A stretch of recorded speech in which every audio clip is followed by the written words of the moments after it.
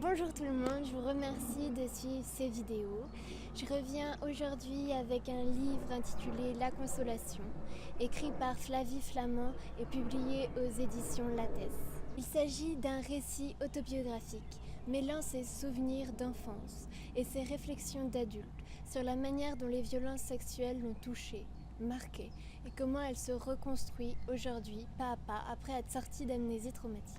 Qu'est-ce que l'amnésie traumatique? C'est une période de temps pendant laquelle les souvenirs des violences sexuelles ne sont plus accessibles pour la personne qui les a vécues. Ces souvenirs ne sont plus accessibles en raison d'une dissociation qui s'est produite dans le psychisme au moment du traumatisme. Selon les termes du docteur Muriel Salmona, pour se protéger de la terreur et du stress extrême générés par les violences, le cerveau disjoncte et se déconnecte avec les circuits émotionnels et ceux de la mémoire. D'ailleurs, je vous invite vraiment à aller jeter un coup d'œil sur le site de l'association Mémoire Traumatique et Victimologie. C'est un site vraiment riche en informations. Et donc je vous mets le lien juste en dessous dans la description de la vidéo. Pour en revenir au livre de Flavie Flament, c'est justement un récit qu'elle a écrit après être sortie d'amnésie traumatique, comme un cri pour se libérer de ce qu'elle avait vécu et pour se consoler comme elle le dit elle-même.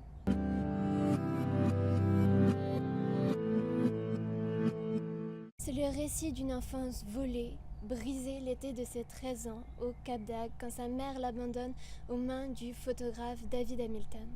C'est le récit d'abus sexuels, c'est le récit d'un viol. C'est également l'histoire d'une relation mère-fille profondément pervertie et malsaine. On y découvre au fil des pages, avec dégoût et colère, une mère qui ne vit qu'à travers sa fille, qui n'hésite pas à la sexualiser à peine sortie de l'enfance, à l'exposer avec délectation aux yeux des hommes plus âgés, à l'abandonner aux mains du célèbre photographe David Hamilton, qui n'hésite pas un jour à leur ouvrir complètement nus. Oui, mais bon, il est tellement célèbre. Quitte aussi à l'obliger à aller passer des week-ends chez un homme plus âgé alors qu'elle n'a que 15 ans et avoir des rapports sexuels avec lui.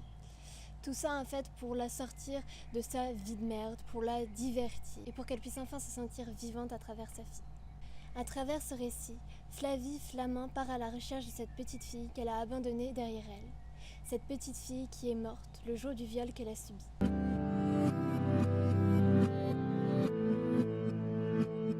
Ce livre n'a rien de top, au contraire.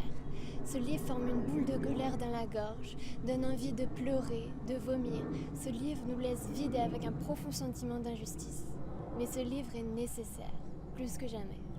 Je pense qu'on doit en parler, qu'on n'a pas le droit de se taire, même si lire ou entendre ce genre de récit est profondément douloureux. Car si on choisit d'oublier ce récit aussi vite, le livre terminé, on fait de la parole des victimes de violences sexuelles quelque chose d'inentendable et donc d'indicible. Enfin, ce livre est très important car il est le début de l'engagement de Flavie Flament pour l'allongement du délai de prescription en France. Cet engagement a porté ses fruits car l'Assemblée nationale a récemment voté l'allongement du délai de prescription de 20 ans à 30 ans.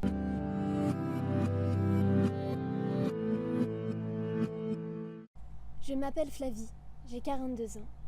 Beaucoup pensent me connaître, mais jusqu'à hier encore, j'ignorais moi-même qui j'étais. J'étais poupette. Personne ne l'a aidée, même pas moi. Il est temps que nous fassions connaissance. Et puisque personne ne l'a fait pour moi, il est temps que je me console.